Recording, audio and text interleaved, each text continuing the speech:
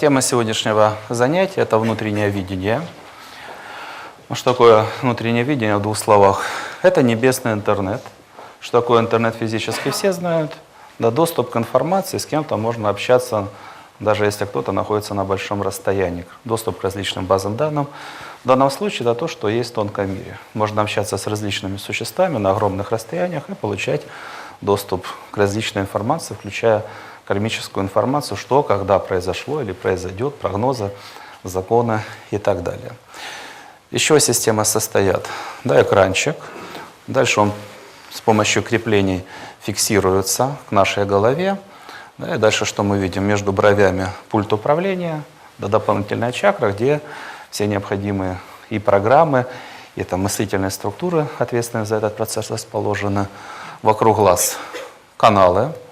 Ну и дальше в процессе обработки информации участвует чакра головы, в основном духовная чакра, вишудха, там, где частичная обработка идет, но в основном информация визуальная записывается. Это в целом из чего состоит. Если какие-то подробности будут, уже на теории. Основное, что нам нужно проработать в силовых упражнениях, это программы, которые отвечают за работу внутреннего видения. Несколько блоков, по крайней мере, первый из них – энергия. Если энергии нет, не то что внутреннее видение, дышать тяжело. Да, цель – накопление энергии, формирование избытка энергии, потому что на все способности идет избыток энергии. Если энергии мало, то приоритет только функциям жизнеобеспечения. Сердечко бейся, ножки ходите. Все остальное по остаточному принципу. Для того, чтобы работали способности, нужен избыток. Способ накопления, получения избытка энергии, да, это программы по накоплению энергии, их там множество направлений. Да, это целенаправленный набор, все виды тренировок, самовнушение, медитация, спорт, ритмы, другие. Набор энергии, сохранение, в основном это самоконтроль, да, то есть через эмоции, разные другие негативные реакции, напряженность, не сливать и не пережигать энергию. Управлять собой, чтобы энергия, по крайней мере, сохранялась. Не доводить себя до изнеможения, не нарушать там различные законы. И правильное использование энергии, то есть это правильный выбор целей, правильный выбор методов действий. В идеале правильный процесс, когда энергия человека растет. Неправильный процесс, ну, там, не любит, не уважает, не благодарит, с какими-то проклятиями, энергия падает. Соответственно, человек, который не принимает закон и не принимает кармические задачи, он по пути света не идет. Он может надеяться, там себе красиво рисовать медальки на груди, он не имеет отношения к пути света. Да? То есть второй блок условий – это мотивация, путь света и его практическая реализация, принятие закона, реализация закона и кармических задач, что ты должен делать в этой жизни. Следующее условие, которое влияет на работу способностей. Вот как устроены люди. Вот они слушают кого-то, кому-то доверяют, кому-то не доверяют. В данном случае внутреннее видение – это возможность задать вопрос в тонкий мир. И возникает вопрос, а доверяет ли человек тонкому миру. Если он не доверяет, для него эти способности бесполезны и вредны.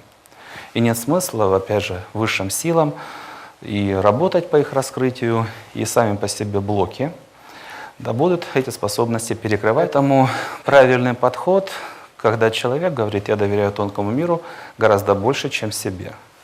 Неправильный подход, имея кучу двоек в аттестате, или вообще предметов, которые человек или не изучал, или изучал, но не сдал, и он пытается судить высшие силы. Да, принятие статусов, возможностей, знаний, чистоты сознания и так далее. Значит, с одной стороны, должно быть абсолютное доверие, с другой стороны, следующий блок условий,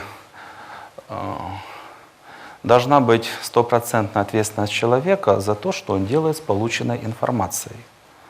Да, потому что в ряде случаев безобразным исполнением можно загубить любую идею, можно исковеркать любой самый лучший, самый правильный или гениальный приказ безобразным исполнением. Да? Желательно иметь в виду, что в ряде случаев может смешиваться ваше сознание, вносить какие-то сбои в том числе. Да.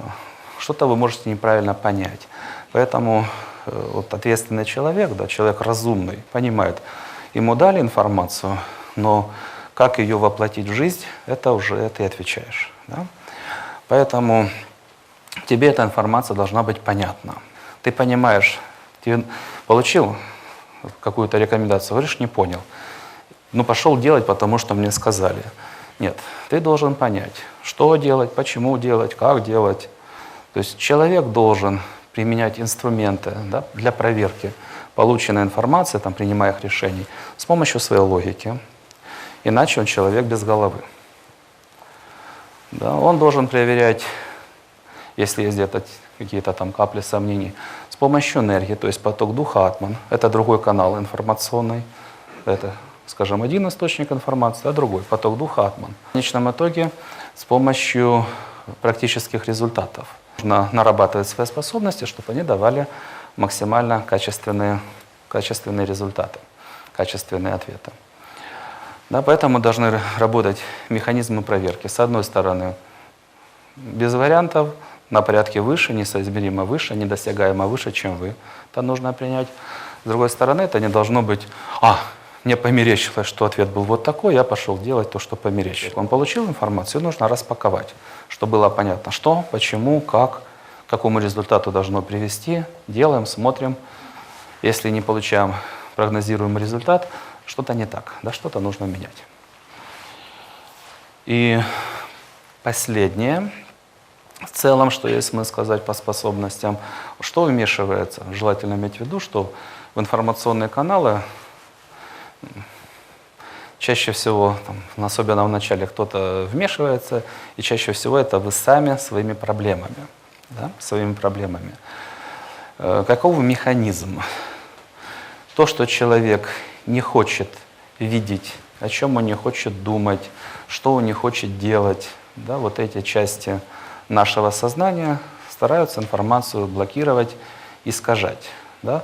Даже если информация на экране идет адекватная, сознание перемалывает таким образом, я же хочу вот такой ответ, а вот противоположный не хочу. И человек тогда извращает ту информацию, которая идет ему из тонкого мира. По крайней мере, проблем таких может быть множество, но одни из ключевых – это те, которые для человека тяжелее всего даются. Да? Первое – это признание своих ошибок и покаяние. Многие люди не любят признавать свои ошибки. Да? Почему? За этим следует действие. Действие – это напрягаться нужно, это лень, это страх, сомнения всякие разные.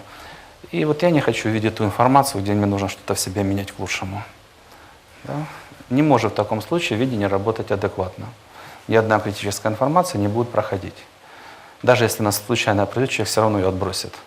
Да нет, это мне, наверное, показалось. Я буду защищать свои проблемы до конца своих дней.